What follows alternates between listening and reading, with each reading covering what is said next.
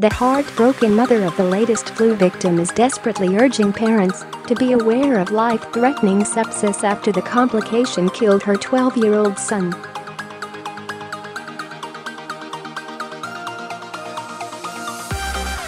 Dylan Day, from Stoke-on-Trent, passed away after developing the blood infection, which was triggered by a strain of influenza B, last weekend.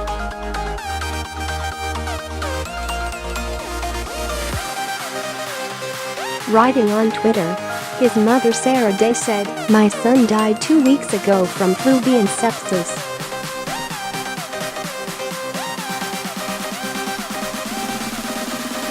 Please help me to help others.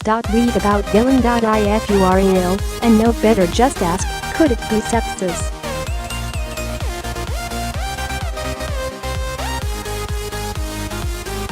How can my boy die in a horrific way? Please share sepsis kills. Number Dylansarmy.my brave boy.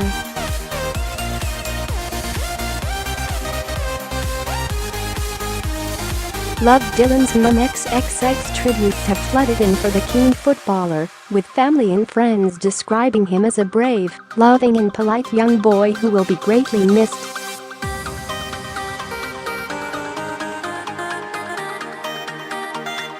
Ms. Day announced his death in a poignant Facebook post, revealing he had really suffered before he died on January 20th.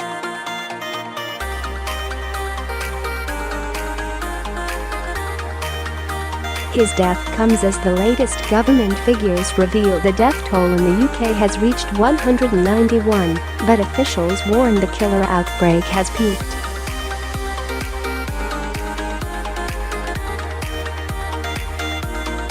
Mrs. Day revealed her son was never stable, and that it was a battle all the way before his eventual death at a hospital in Liverpool.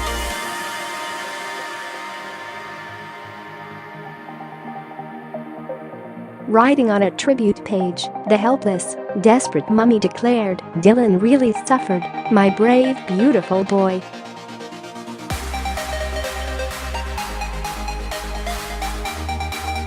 "My poor boy. He was so kind. He never moaned, he was quiet and kind, and he loved life. Why, Dylan?"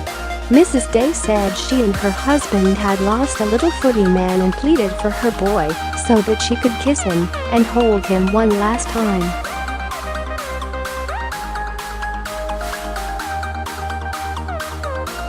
"My Dylan was a true gentleman too," another gut-wrenching appeal added. "I miss him and loved him so much."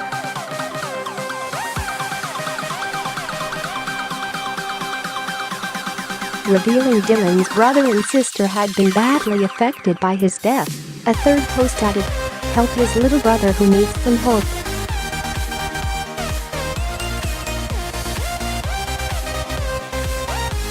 "Help my family grieve.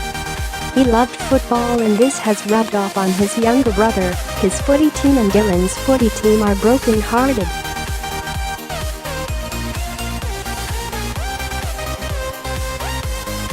To donate to Dylan's Just Giving page, please click here. Figures released today revealed 155 deaths have been recorded in England, 25 in Scotland and 11 in Northern Ireland.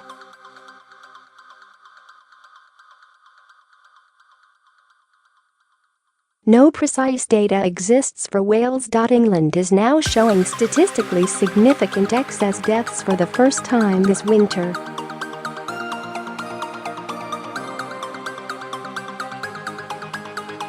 Scotland and Northern Ireland are already breaching this quota. However, Wales appears to be being hit by flu cases the hardest, with the nation on the brink of announcing an epidemic, according to government statistics.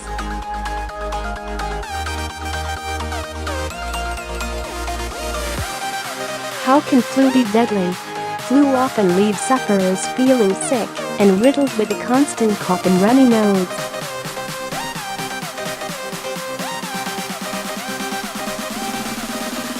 However, in extreme cases it can be deadly. It poses the biggest risks to the elderly, young children, pregnant women and those with a compromised immune system.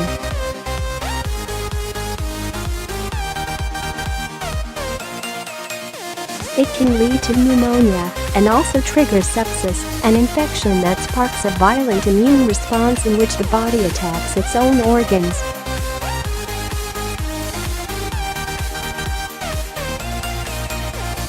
The silent killer is the leading cause of avoidable death, killing at least 44,000 a year, and the Daily Mail has long campaigned for more awareness.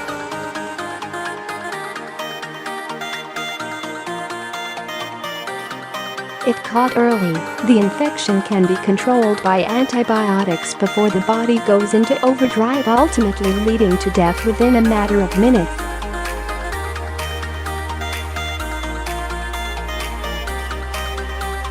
A Facebook page has been created since Dylan passed away on Saturday, January 20th. It has so far amassed 1,350 likes in just 24 hours.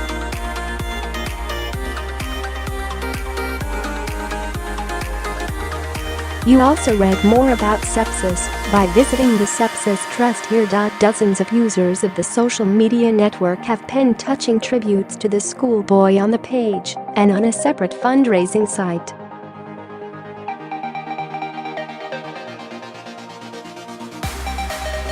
Karen Porter wrote, "Many treasured memories of this young man. He hasn't changed a bit.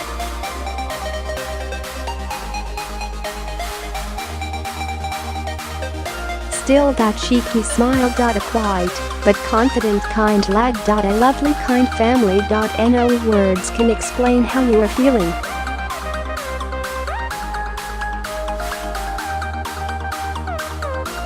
Take all the love and care being given to you at this time." Photos from his childhood have been posted on the In Memory of Our Beloved Son Dylan Day page and have received hundreds of likes.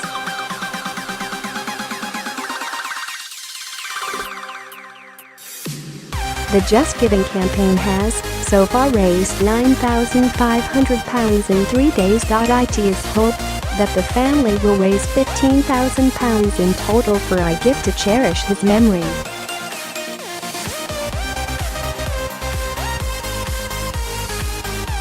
The post read, "Raising funds for the family of this beautiful boy Dylan, who lost his short battle with flu and associated illness last weekend, aged 12.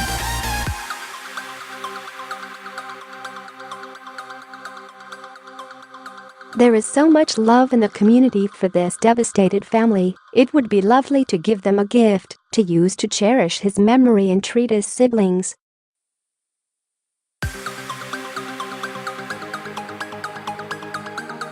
The family said the response and support they have had so far is overwhelming and have praised Dylan's army for their kind tributes and donations.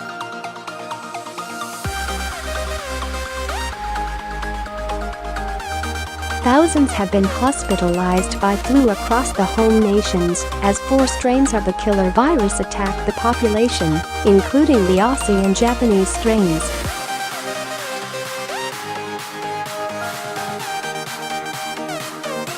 The latter is believed to be responsible for nearly half the hospitalizations recorded, while the dreaded H3N2 strain that rocked Australia caused a sixth of them.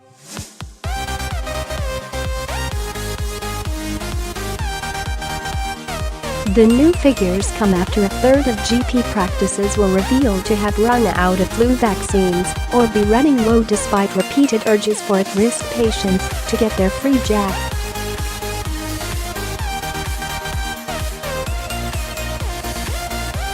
Richard Peabody, acting head of the Respiratory Diseases Department at Public Health England, today announced that flu is starting to peak.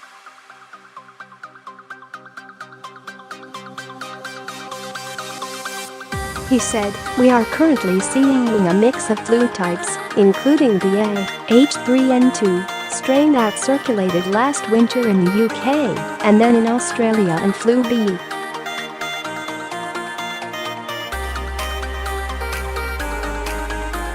It's important to practice good respiratory and hand hygiene to reduce the risk of spreading flu and other causes of coughs and colds."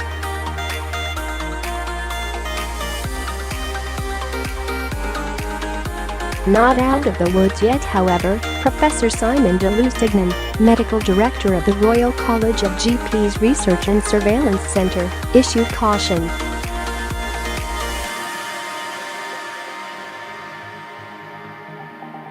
He said, "We are certainly not out of the woods, yet this flu season as the influenza virus is incredibly unpredictable.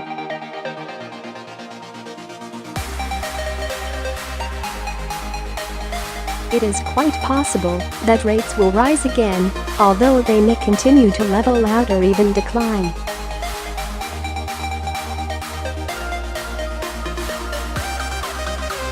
The outbreak is piling extra pressure on an overstretched NHS with conditions the worst some doctors claim to have seen.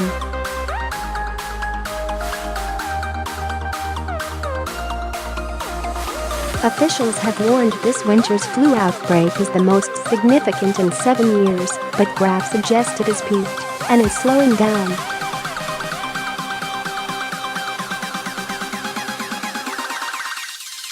Patients considered at risk, the elderly, young children and pregnant women, have repeatedly been urged to ensure they are vaccinated.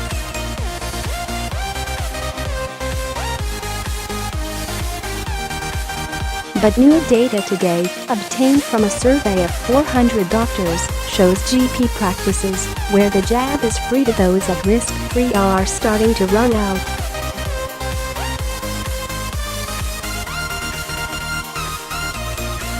The Pulse magazine poll comes just 2 weeks after an investigation revealed some high street pharmacies were also running out of the vaccines.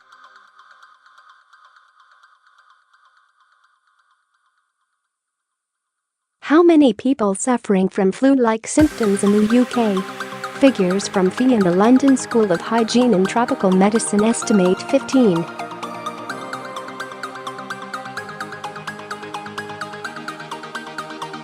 1% of people have been left suffering flu-like illness in the past week. This equates to around 9 million people in the UK, considering the population of the 4 home nations is around 65 million, but is a slight drop on last week.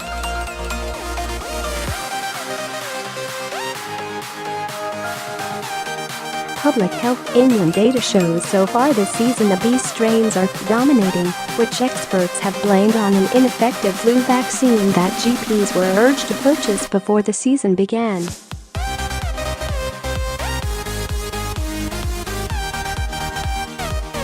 Leaked files released last week showed that NHS England asked doctors to purchase the trivalent jab, which offers no protection against the B. Yamagata strain, referred to as Japanese flu.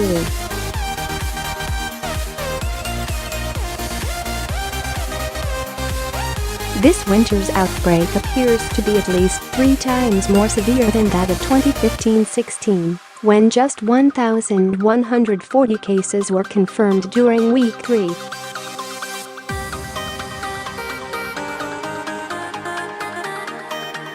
During that winter, government figures suggested the winter flu played a role in more than 16,000 deaths.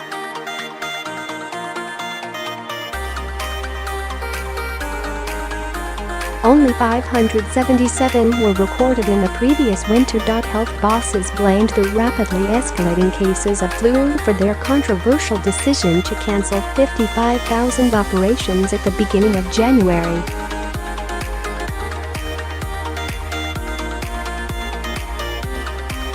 The same move was also made by French officials as the European country also battled an epidemic of exceptional magnitude.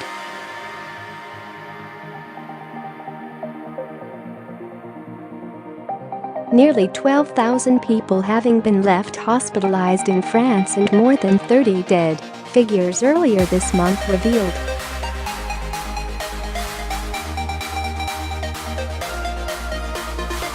Flu is also actively circulating in Ireland, with at least 24 people known to have lost their lives to the killer virus so far in this winter's outbreak.